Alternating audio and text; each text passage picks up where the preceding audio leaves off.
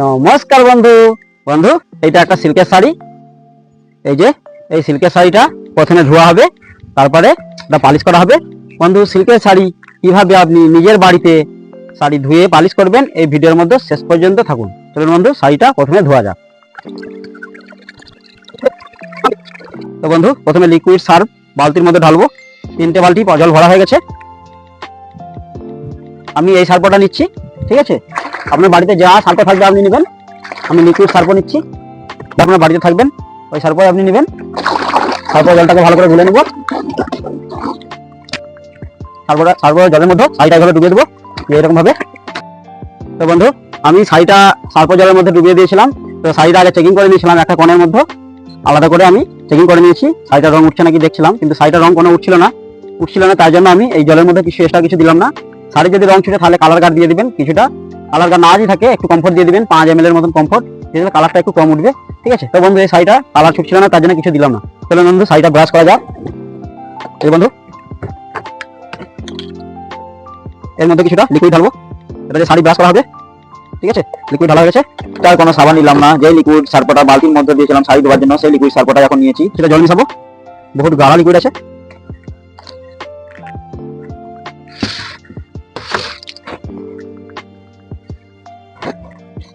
প্রথমে শাড়িটা লাইভ করবো এরকম ভাবে।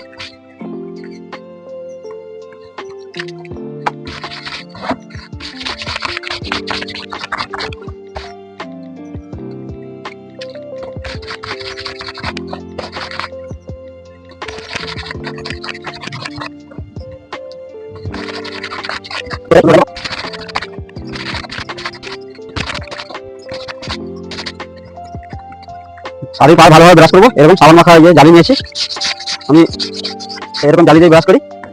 আপনারা আপনাদের মতন আপনারা জালি নিয়ে নেবেন, নরম জালি নেবেন। তো নরম জালি নিতে হবে বন্ধু। শাড়ির পাড়ের মধ্যে যেইখানে ফলস পাড় লাগানো থাকে, হাঁটা চলা করার সময় ওইখানে বেশি মাটি ময়লা লেগে যায়, তাই শাড়ির পাড় সাইডটা ভালোভাবে ব্রাশ করতে হবে। আমি এইভাবে ব্রাশ করছি, আপনি আপনার সুবিধা মতন ব্রাশ করে নেবেন।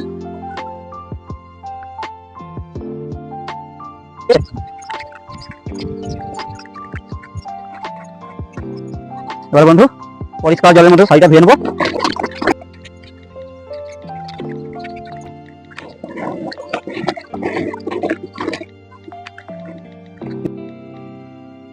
তো বন্ধু, এবারে এই জলটাতে, এই বালতিটাতে কিছুটা কমফোর্ট দেবো, আবার কম করে দেবো, ঠিক আছে?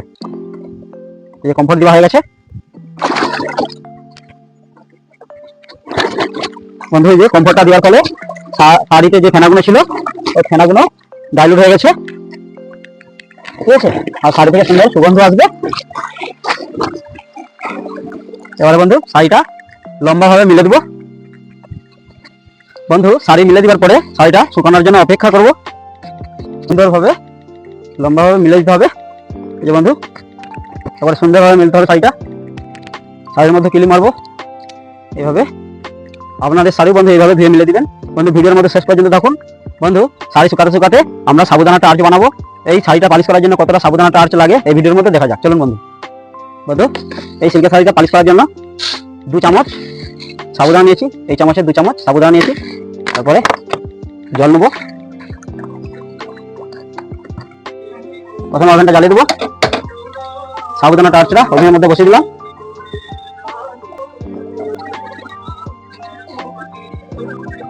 এই যে বন্ধু, সাবুদানাটা আর্চটা রেডি হয়ে গেছে, আপনাদেরকে দেখাচ্ছি। এই যে বন্ধু দেখুন, নিচে গিয়ে থাকা, এই দেখুন একবারে দেখুন মাছের ডিমের মতন দেখাচ্ছে। এই যে চকচক করছে। সাবুদানাটা এখন রেডি হয়ে গেছে। বন্ধু, গ্যাসটা বন্ধ করে দেবো, এটাকে নামিয়ে দেবো। একটা কাপড় নিয়েছি, এটা একটা জর্জেটের কাপড়। পুরো মারটাকে ভালোভাবে ছাঁকবো। মার ছাঁকা হয়ে গেছে, এবারে চেপে চেপে পুরো মারটাকে বার করবো। পুরো মার ছেঁকে রেডি হয়ে গেছে। তো বন্ধু, শাড়ি শুকিয়ে গেছে ভালোভাবে। এখন শুকানো শাড়ির নিচের দিকটা ভিজে আছে, উপর দিকে শুকিয়ে গেছে। উপরে ওয়েদার দেখুন পুরো মেঘলা আকাশ হয়ে আছে। এই ওয়েদারেই শাড়িটা কাজ করে আপনাদের দেখাবো। তো বন্ধু, অ্যাকচুয়ালি ঠিকই আছে, এরকম সিল্কের শাড়ি মেঘলা আকাশেই ভালো পালিশ করা যাবে, ঠিক আছে? খুব বেশি কড়া রোদ হলে পরে শাড়ি পালিশ করার আগেই শুকিয়ে যাবে। তো বন্ধু, এরকম মেঘলা আকাশেই শাড়িটা ভালোভাবে পালিশ করা যাবে। আপনারাও শাড়ি যদি এরকম সিল্কের শাড়িতে বাড়িতে মার দেন, তাহলে মেঘলা আকাশে বা রোদ চলে গেলে সূর্য ডোবার সময় পালিশ করতে পারেন।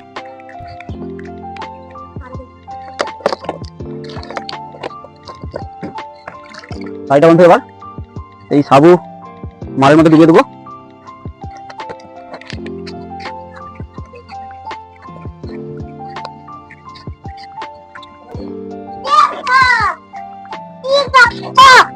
এই তো মা কাজ এসছি মা।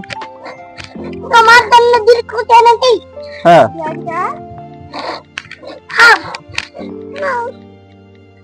দাও দাও দাও দাও। তবে শাড়ি ধুয়ে মিলে দিয়েছিলাম ওইভাবে আবার সুন্দরভাবে মিলে দেবো। আমি এরকম কাপড় নিয়েছি, এটা একটা ধুতি কাপড়, এটা ধুয়ে দিয়েছিলাম ভালোভাবে, এখন ভালোভাবে শুকায় না, শুকনো হয় না, তো এটা দিয়ে এভাবে পুছে দেবো। আমি এরকম ধুতি কাপড় নিয়েছি, আপনাদের কাছে যা কাপড় থাকবে পরিষ্কার কাপড় নিয়ে নেবেন, এভাবে পুছে দিবেন। এভাবে পুছে দিলে আর ছাবগা ছাবগা হবে না। তো বন্ধু আপনাদের শাড়িও আপনারা এইভাবে পুছে দিবেন, ঠিক আছে। পুরো জলটাকে এইভাবে পুছে শুকনো করে নেবেন, এই দেখুন, তাহলে আর ছাপ ছাপে ভাব আসবে না। এভাবে আপনাদের সিল্কের শাড়ি বাড়িতে পালিশ করে নেবেন, একেবারে লন্ড্রিতে যেভাবে শাড়ি পালিশ করা হয়, এই শাড়িটা ইস্ত্রি করার পরে পুরো ওই রকম ভাব হয়ে যাবে, ঠিক আছে। বাড়িতে মার লাগানোর সাথে সাথে একবার বৃষ্টি হয়েছে, এইভাবে পুরো কাপড়টাকেই ভালোভাবে পুছে দেবো, একটু যেন টার্চ না লেগে না থাকে, ঠিক আছে। ভালোভাবে এইভাবে পুছে দেবো, এইভাবে পুছে দিলে পরে শাড়িটা আর ঝপঝপে দাগ আসবে না, একেবারে লন্ড্রির মতন পুরো শাড়িটা পালিশ করা হবে। আয়রন করার পরে শাড়িটা খুব সুন্দর লাগবে। বন্ধু ভিডিওর মধ্যে শেষ পর্যন্ত থাকুন। শাড়িটা শুকিয়ে গেলে আবার এটা আয়রন করা হবে, এটা শুকানোর জন্য কিছুক্ষণ অপেক্ষা করব। বন্ধু শাড়ি শুকিয়ে গেছে, এবারে শাড়ি আয়রন করা হবে। শাড়ি আয়রন করার আগে শাড়ির একটা কোণের দিকে চেকিং করব যে আমার আয়রন কতটা গরম হয়েছে। আয়রনটা কম হিটে রাখতে হবে যেহেতু এটা সিল্কের শাড়ি। তো বন্ধু আমি টেবিলের এক সাইডে ঝুঁকিয়ে দিয়েছি শাড়ি, এবারে শাড়িটা আয়রন করছি, দেখুন কিভাবে, এইভাবে শাড়ি আয়রন করব বন্ধু। তো বন্ধু আমি এইরকম একটা টেবিল নিয়েছি, আপনারা আপনাদের মতন টেবিল নেবেন। টেবিল নাও যদি থাকে আপনারা খাটের উপরে আয়রন করতে পারেন, তাছাড়া মেঝের মধ্যে কোনো কাঁথা বা কাঁথার উপরে চাদর বিছিয়ে এইভাবে আয়রন করে নেবেন বন্ধু।